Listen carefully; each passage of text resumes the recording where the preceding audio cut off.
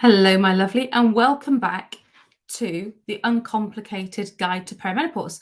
My name is Kate Grosvenor. I am a life coach woman, and I talk about all things motivational, life, inspirational, and quite often I'm talking about perimenopause. So that's the subject for today's video, and we are looking at symptom number 39 on my list. If you haven't already downloaded your free tracker and checklist, I'll put the link below. You can do that there. So we're looking at fatigue and why women in perimenopause are going to feel particularly fatigued. Well, the primary reason, as it is for most of the symptoms, is hormones level fluctuation, especially estrogen and progesterone. This hormonal up and down can really affect sleep patterns. It can affect mood and energy levels. So you're going to feel more fatigued at this point in your life than perhaps you would at other times. Sleep disruptions are also very prevalent during this time in perimenopause because sleep disturbances may be things like difficulty going to sleep. Maybe you have heart palpitations at nighttime, or you feel like your heart is racing, or you have hot flashes on when you're trying to go to sleep. You may also have problems staying asleep because you may find that you need to go and pee more often. If you keep waking up because, for example, you're having night sweats, you may have a very disruptive sleep, which means you're not getting enough restorative sleep, so the deeper sleep stages, and this can lead to an increase in fatigue, an increase in just general tiredness. And as I mentioned, hot flashes and night sweats are they can really disturb your sleep and make it absolutely so tricky to get a continuous good night's rest. And whenever you're having disrupted sleep, if we were going to analyze your sleep and we're going to look at the factors that influence your sleep, one of the biggest ones is continuous sleep, like as in non-disrupted sleep. So there's different things that you can do.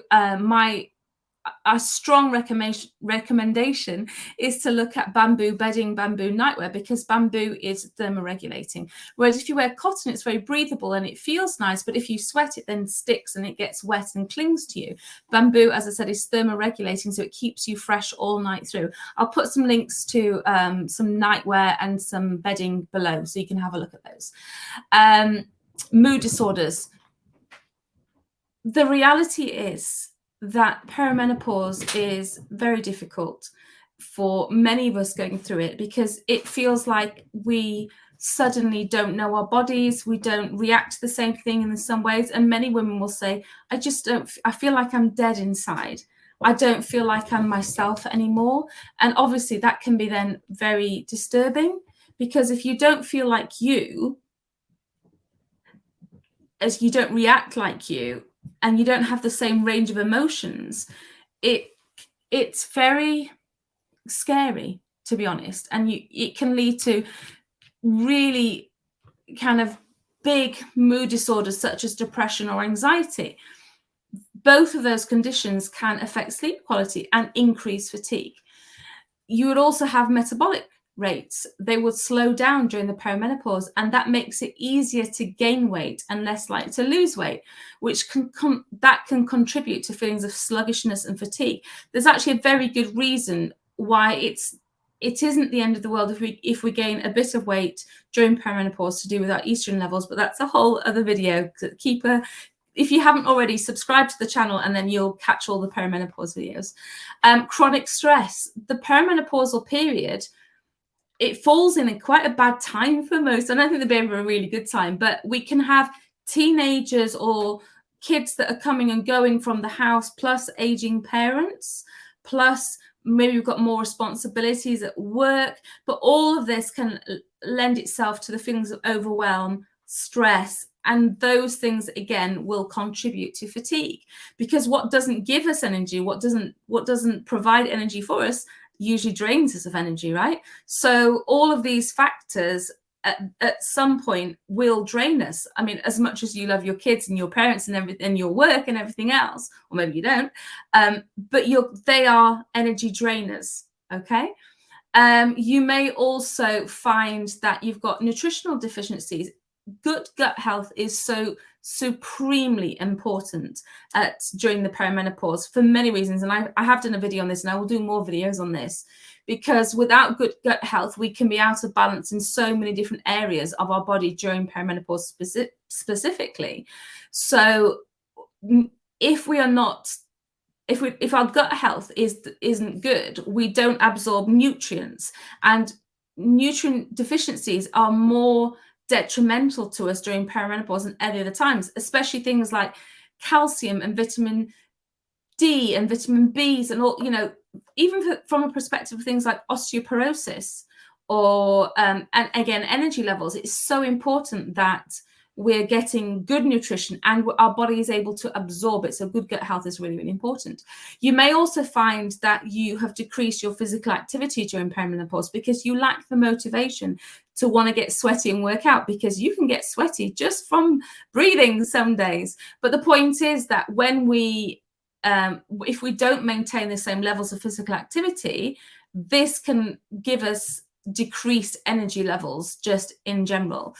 You may also be, I hate to say it, in some pain or physical discomfort.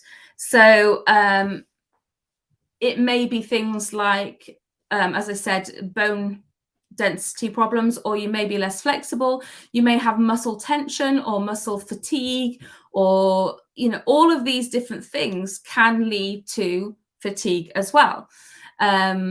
Changes in thyroid function, even, because if you have a thyroid issue and if you have a diabetes, type of diabetes, they all get exacerbated. There's a lot of things that get exacerbated during the perimenopause because our body's working overtime to try and compensate from all these different things.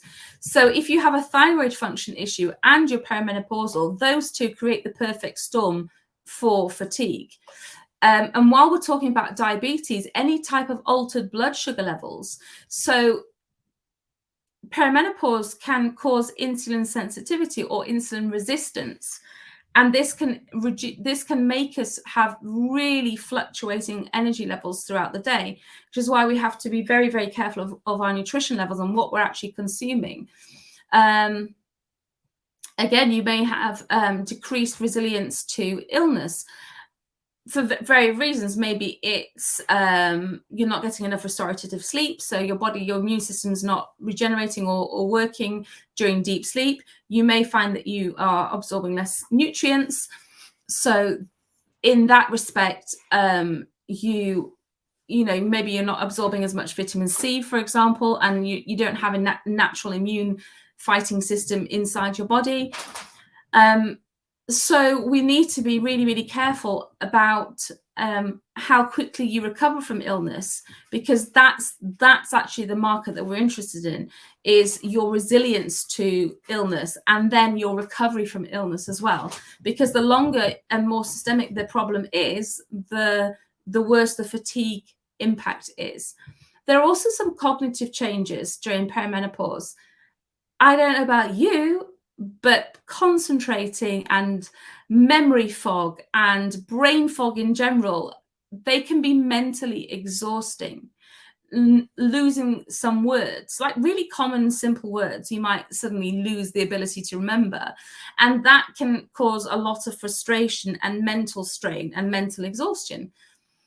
Vitamin D deficiency that I mentioned earlier on, it can lead to, you know, estrogen is responsible for estrogen. We have receptor cells all over our body for estrogen, and estrogen is responsible for producing some of our, or it's responsible for the stimulation of certain vitamins in our body, and vitamin D happens to be one of those. So if you're low in vitamin D, that can affect your energy levels just generally. So my advice just quickly would be to really look after your gut health and your nutrition, manage your stress, and get some support through your perimenopause journey, so that you know it's the perimenopause and it's not you. Because the fear is always that it must be us, right?